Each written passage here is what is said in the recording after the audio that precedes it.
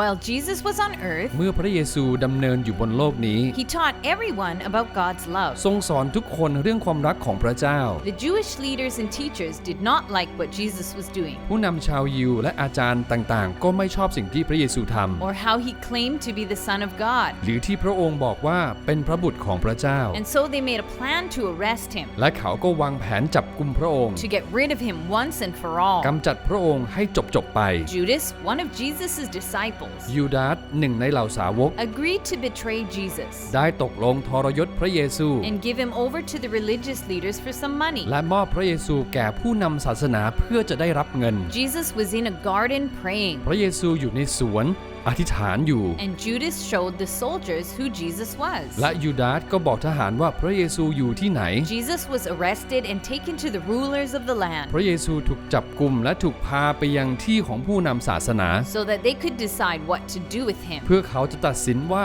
จะทำอะไรกับพระเยซูดี Jesus was presented to the high council, พระเยซูถูกนำตัวมาหามหาบุรุษสูง and they asked him if he was the Messiah, the Savior of the Jews. และเขาถามว่าพระองค์คือพระเมสสิยาผู้ช่วยของชาวยิวหรือ They asked him if he was claiming to be the Son of God. เขาถามว่า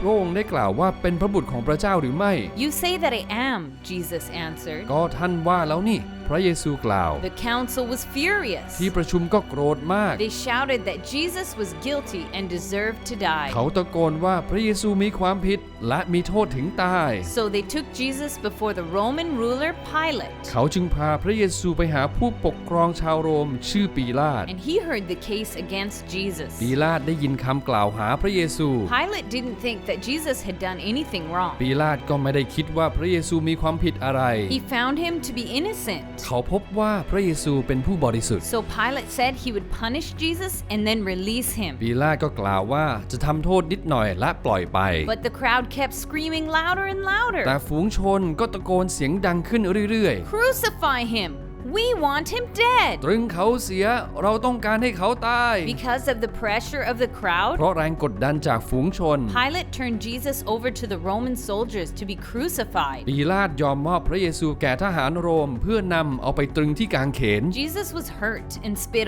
พระ on. เยซูถูกตีและถูกถุยน้ำลายใส่ His clothes were torn and taken. เสื้อผ้าของพระองค์ถูกฉีกออกและถูกนำเอาไป A crown made of thorns was put on his head. มีมงกุฎหนามมาสวมใส่บนศีรษะของพระองค์ He was beaten so badly he could barely stand on his own. ทรงถูกทุบตีอย่างหนักมากเกือบที่จะยืนไม่ได้ด้วยตนเอง And then he was forced to carry his own cross. และหลังจากนั้นถูกบังคับให้แบกกางเขนไป He had to carry it far up a mountain. พระองค์ต้องแบกกางเขนขึ้นไปบนภูเขา But he was weak, so he needed help. แต่ทรงอ่อนกำลังและต้องการคนช่วย Once Jesus made it to the place where he would be crucified, called the skull, เมื่อมาถึงสถานที่ที่จะถูกตรึงกางเขนที่มีชื่อว่าโกลโกธา the soldiers nailed him to the cross and waited for him to die. ทหารก็ตรึงพระองค์ที่กางเขนและรอให้สิ้นพระชนม์ While Jesus was hanging on the cross, many people shouted at him, เมื่อยังอยู่บนกางเขนหลายคนก็ตะโกนใส่ If you really are the Son of God,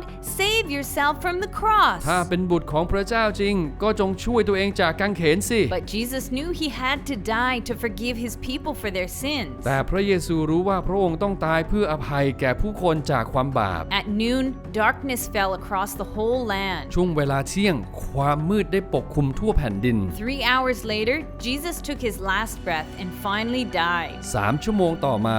พระเยซูได้หายใจเป็นครั้งสุดท้ายและก็สิ้นพระชนม์ At that very moment, the curtain in the temple that separated the priests from God's holy place tore in two. ในเวลาเดียวกันผ้าม่านในวิหารที่แยกระหว่างปุโรหิตและที่บริสุทธิ์ของพระเจ้าก็ถูกแยกออก A soldier watching the whole thing said,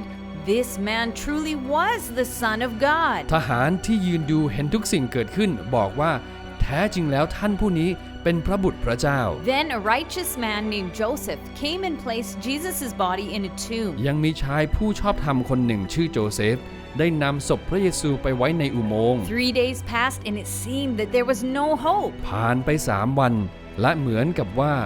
ไม่มีความหวังแล้ว But very early on Sunday morning, แต่รุ่งเช้าวันอาทิตย์ the women who cared for Jesus went to go visit his body. พวกผู้หญิงที่ห่วงใยพระเยซูได้มาเยี่ยมศพของพระองค์ They found that his tomb was empty เขาก็พบว่าอุโมงค์นั้นว่างเปล่าแล้ว and that he was no longer there. และพระองค์ไม่ได้อยู่ที่นั่นแล้ว Don't be afraid, said an angel. อย่ากลัวเลยทูตสวรรค์กล่าว He's not here. He is risen. พระองค์ไม่ได้อยู่ที่นี่ทรงเป็นขึ้นแล้ว When they heard this, the women remembered what Jesus had told them, เมื่อเขาได้ยินพวกผู้หญิงก็จำได้ว่าพระเยซูได้บอกไว้ that he would rise again on the third day. ว่าพระองค์จะเป็นขึ้นมาจากความตายหลังจากผ่านไป3 วัน They ran to tell the disciples what they'd seen and heard. พวกเขาก็วิ่งไปบอกเหล่าสาวกว่าได้เห็นอะไรบ้าง And then, for the next 40 days, Jesus appeared to his disciples and to many others. และต่อจากนั้นอีก40 วันพระเยซูก็ปรากฏตัวกับเหล่าสาวกและอีกหลายคน And showed them that he was alive and well. และสำแดงให้รู้ว่า